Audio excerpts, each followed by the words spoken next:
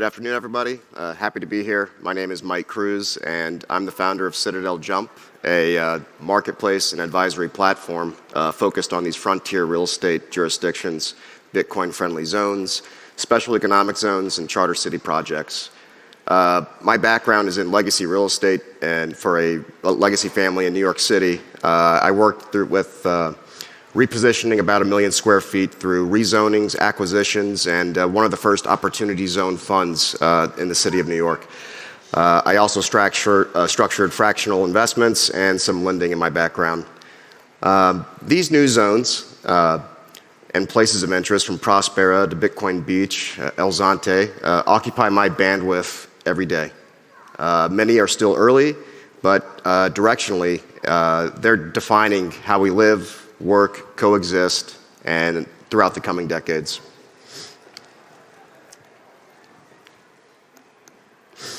So here's what we'll cover today. I'm going to discuss why real estate is foundational to the free city movement, the current landscape of emerging jurisdictions, a simple framework, which I call the 4 fundamentals for evaluating them. We'll go over some case studies from El Salvador to Prospera and beyond. We'll discuss the layer 2 ecosystems which are supporting these real estate projects and various structuring models. We'll discuss capital flows and what is next. And we'll move from principle, example, implication, so you can see how belief turns into built form. Before we dive in, a brief overview of what we do. Citadel Jump is a frontier real estate marketplace and advisory platform. We're not denominated in Bitcoin, but we treat Bitcoin settlement as a litmus test for freedom. If a jurisdiction can transact in Bitcoin, it usually signals openness and adaptability. So we curate verified properties across emerging jurisdictions. We produce jurisdiction-level insights that help investors and professionals understand the legal, regulatory, and infrastructure context. Our goal isn't speculation, it's ultimately clarity. And we help people see where opportunity meets credible governance. Looking ahead, we're simplifying Bitcoin-settled purchases. We're launching a fund for high-conviction frontier assets and expanding a network of lawyers, developers, and tax specialists so people can access their services in these jurisdictions. We sit between investors and jurisdictions, translating between the two through the lens of real estate.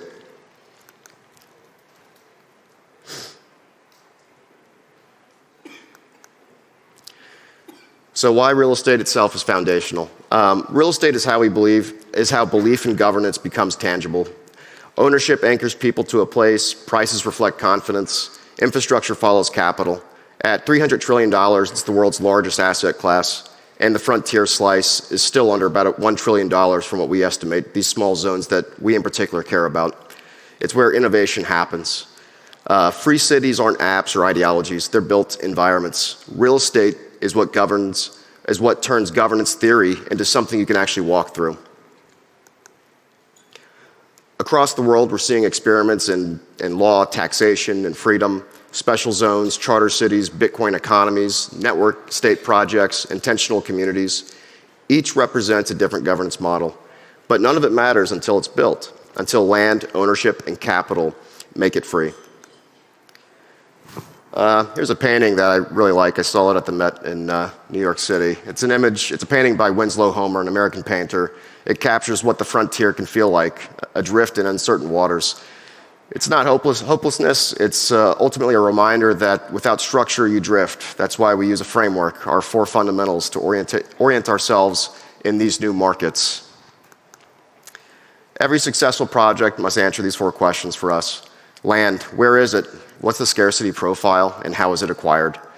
We look at legal and what framework governs it, how stable it is. Capital, who finances it and how is it structured? Is there banking services? Can I finance this property or not? Infrastructure, we look at this quite intensely.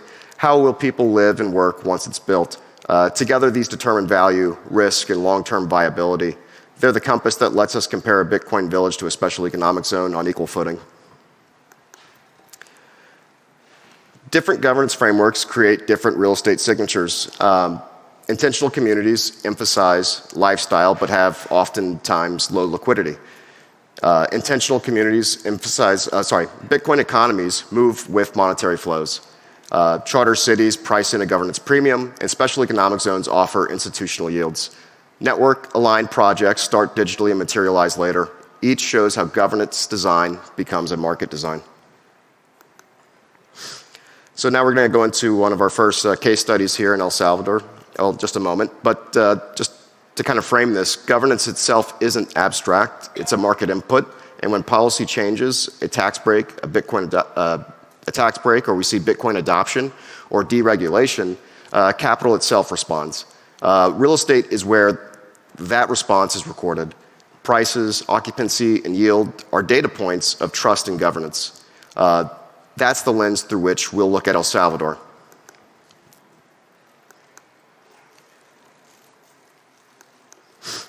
El Salvador's transformation rests on two narratives that converge simultaneously. We have a bottom-up example in what's known as Bitcoin Beach, where a surfer/preacher came from California and set up a local economy putting Bitcoin into practice in El Zante. And around 2019, it kind of really just took off to a different level. It proved a monetary network could double as a social network, which attracted a lot of Bitcoin visitors and investors.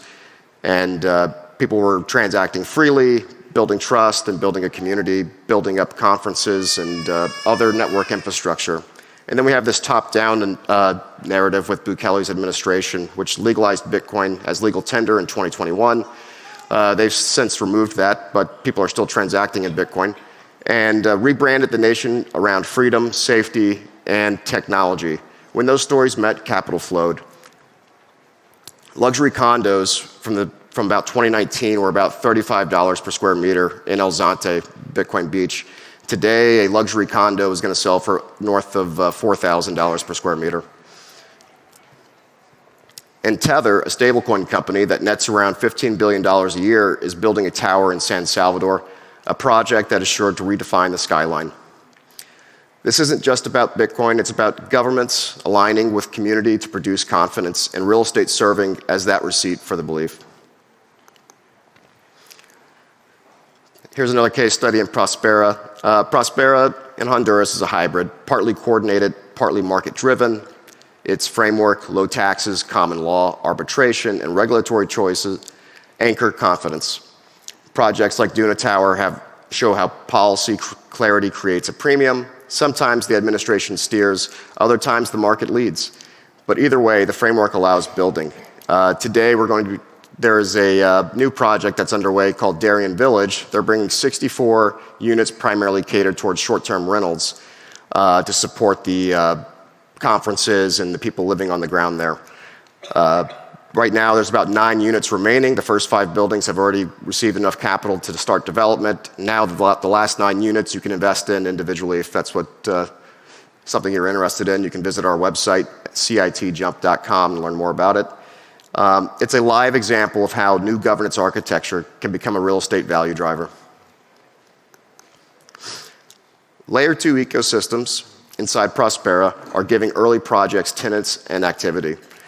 Infinita City, which is a pop-up city project which I visit at least twice a year, is a crypto-agnostic network state focused on longevity and uses their own Lives token that functions like a dollar.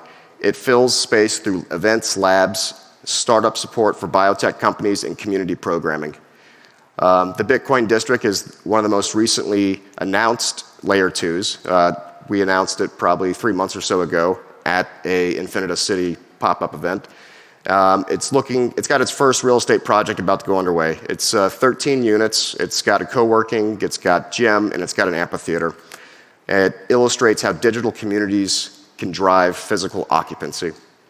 These Layer 2 networks insulate the market by animating real estate long before institutional absorption arrives. Now we're going to talk about how projects are structured. Structure defines who participates and how value is going to flow in these places. Some integrate vertically, like the recently announced Praxis Development, another network state, which claims to have raised $500 million. Others enable fractional access, like our friend Raheem at Citadel Garden, who'll be speaking with you later today about his portfolio of decentralized Bitcoin villages. And some remain conventional, institutional special economic zone projects. Each structure balances control, liquidity, and community. So a case study here, and this is still in the very early planning stages, so we'll see how this happens, but it's quite interesting when you look at it. Praxis Development is a vertically integrated model linking AI and community formation. It starts with housing clusters into acceleration zones and aims toward full city ecosystems. AI curates residents, connects them, and forecasts demand, converting community into predictability, absorption.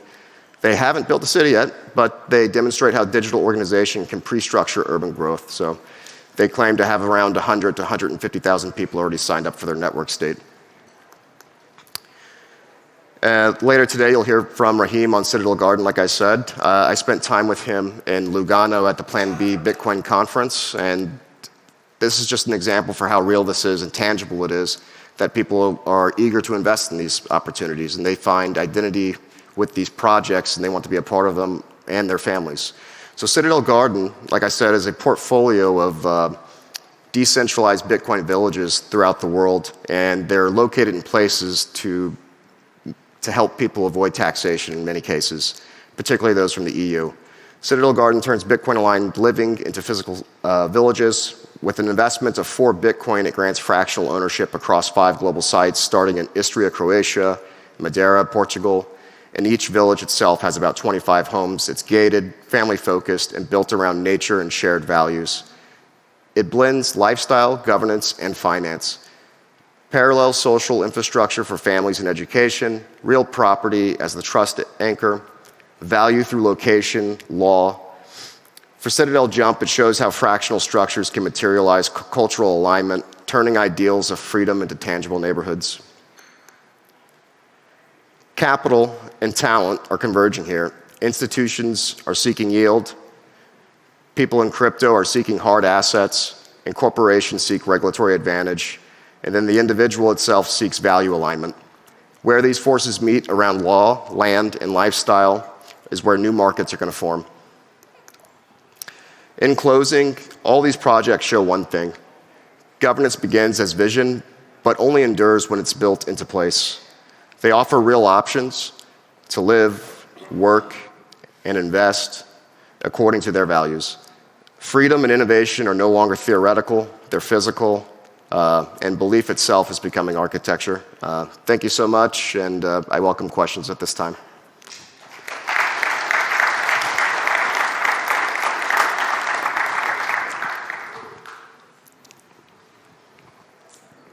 Any questions?